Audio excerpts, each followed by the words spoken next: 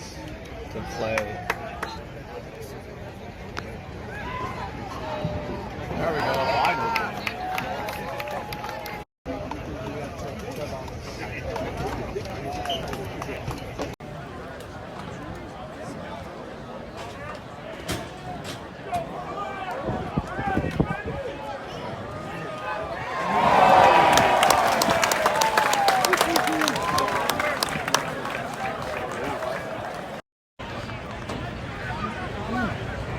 Oh yeah, Josh. Oh yeah, Josh.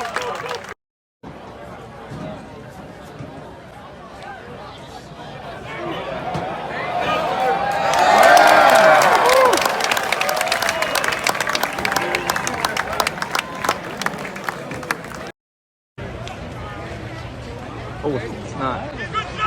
Good pass.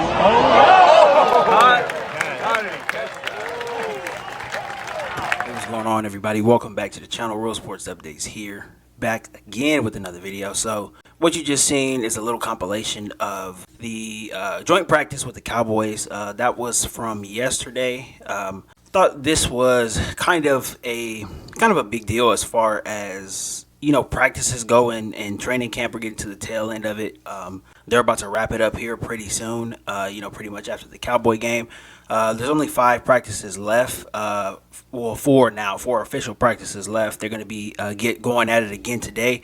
But I thought I would just put together a little, compilation of, some of the highlights of practice. Now, there was mostly good things, but there was some bad. And all of this is just based off of, all of the clips and things that I've seen and notes from, the writers, some of the beat writers who were there. So I'm going off of their notes, and it's backed up by the clips that I've seen as well, too. So the number one point that I wanted to get to, Trey Pipkins struggled.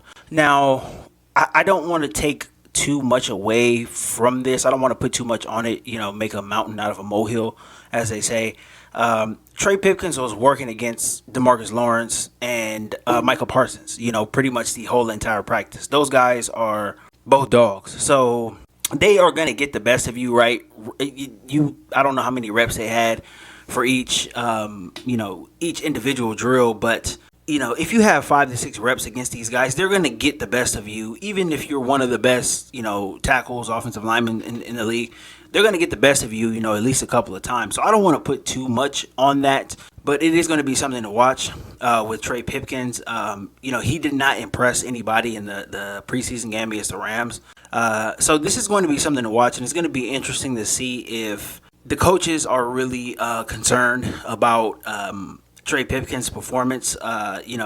I said it in a video last week. I haven't heard anything really good or bad about Trey Pipkins. Normally, when it comes to offensive linemen, it is a good thing for the most part, but you want to hear good stuff about the starting right tackle, right? You want to hear at least a few good notes, but nobody has really heard anything. So it appears that he is just treading water as the starting right tackle. Now, it's going to be interesting to see if Storm Norton gets any work with the first team. We'll see if he gets any work tomorrow with the first team, or if he gets any work in the preseason game as well, too. So that'll be interesting to see. I think this right tackle position is not it's not been solidified yet, and that can be a bit of a problem if the performance is not up to par, and if it's not where it needs to be.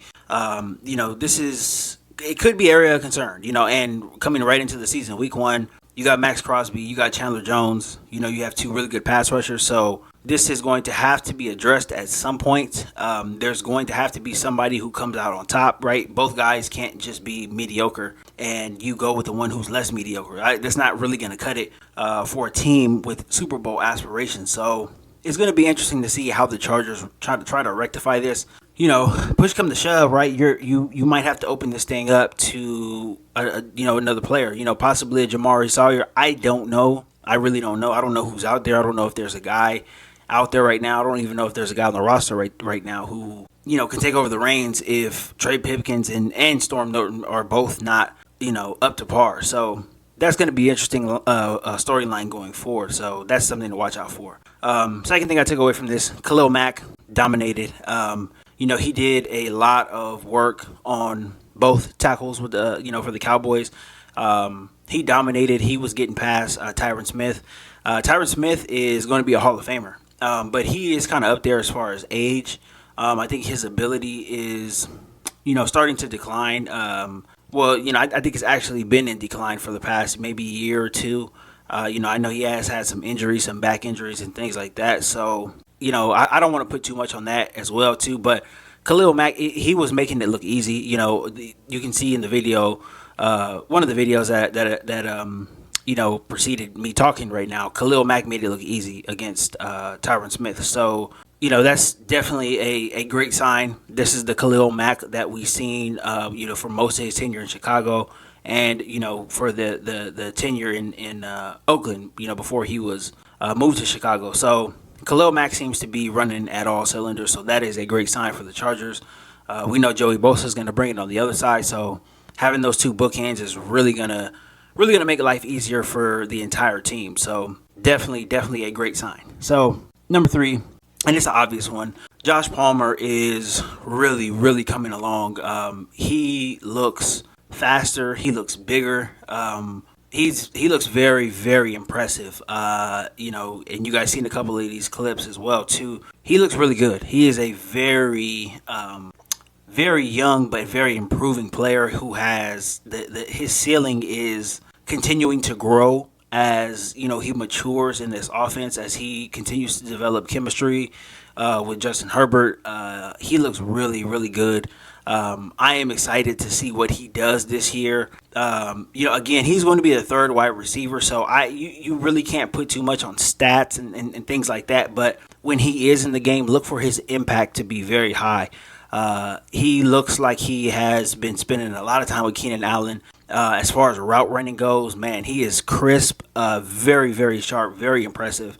It is going to be a tough time for any DBs who are trying to stay with him because his route running is really, I mean, he was good out of college, but, from year 1 to year 2, it is extremely impressive.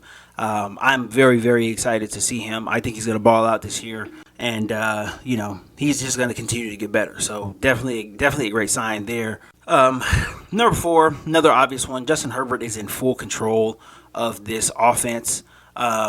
He has grasped this offense.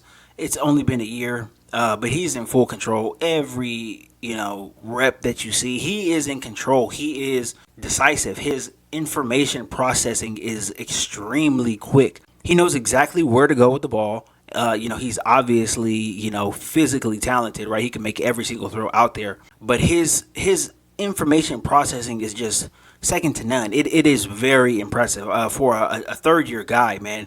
And playing against, the Cowboys, they haven't seen, what the Chargers do. They're not really, not that they're not prepared, but, it's different than playing against, the Chargers defense who have seen, some of the same stuff over and over again. These guys, this is another team. They're coming in. They're trying to play their best, and they're trying to do their best on each rep to stop the wide receiver from catching the ball. But Justin Herbert just knows where to go with the ball, man. His information processing is just up there. He's one of the best players in the league, right, regardless of position. But people have almost run out of superlatives that you can say about Justin Herbert. This guy is just. It's getting to the point where you're going to call him a machine now. I think that should be his nickname, something like that. But he is just so consistent, so accurate, knows exactly where to go with the ball. Just extremely decisive. He's a humble guy, but his play style, he has so much athletic charisma is something that I can just call it. He knows exactly where to go with the ball. He's extremely confident within himself. He's confident within his players, right, the receivers out there running the routes, and he's confident in his abilities to get the ball there in an accurate and timely fashion. So Justin Herbert is a machine. So last takeaway, and this goes to Herbert as well too. The Herbert and Gerald Everett connection is building. It is continuing to build every single week. Every single day. This is going to be something that I think is going to really open up the offense. The tight end position was not a huge production position last year. Obviously Jared Cook, he had his woes. as he always has. The inconsistency, dropping passes and whatnot. Gerald Everett is a different cat, though. He brings a lot of wiggle, a lot of athleticism to the tight end position that really wasn't there. You still have Donald Parham as the number 2 tight end, right? He brings a different skill set. He's a big guy. You can obviously throw the ball up to him, especially in red zone situations. Gerald Everett, though, working across the middle of the field against linebackers with that wiggle, with his route running ability, and with his hands, he is going to have a resurgent year. I think he's going to have a very, very good year. And him building chemistry with Justin Herbert right now is just you really can't have it any other way. You would not ask for anything else. You've seen that throw that he got in there in that tight, very tight window. That's a trust throw, right? That's a trust throw between the quarterback and whoever his receiver is. The quarterback, Justin Herbert, is trusting Gerald Everett to come down with that ball, on the back end, right? He fits it between 2 Cowboy defenders. Gerald Everett catches it clean, comes down with it. They are really building chemistry. This thing is going to be very, very good. This connection is going to be very good. I'm looking for Gerald Everett to have a big year. And again, this is going to open up the offense. The Chargers had a top 5 offense in the league last year without a super productive tight end, right? What is the offense going to be like this year with the tight end who is more productive, who's a better route runner, who has better hands, who's more athletic? The offense is only just going to get better. It's going to open things up in the running game. There's just going to be so much that you can do as far as the offensive side of the ball goes. Then you add in a guy like DeAndre Carter, right, with his speed, able to do some of the misdirection stuff, some of the east-west stuff. This thing is going to be very, very entertaining to watch. This offense is going to be moving at a very, very high pace, I think, to start the season. There's going to be a lot of defenses that are not going to be caught up yet, especially coming around to the first week of the season. A lot of teams are not, playing their guys in the preseason and stuff like that. So this is going to be an eye-opening experience, I think, for the Raiders in Week 1 because the Chargers are just going to be running at a different cylinder on offense, right? It's going to be hard for a defense to catch up to it. There's so many weapons, and the consistency, the grip on the offense that Justin Herbert has. This offense is going to be very good. This is going to be, I think, it's probably going to be a top 3 offense this year.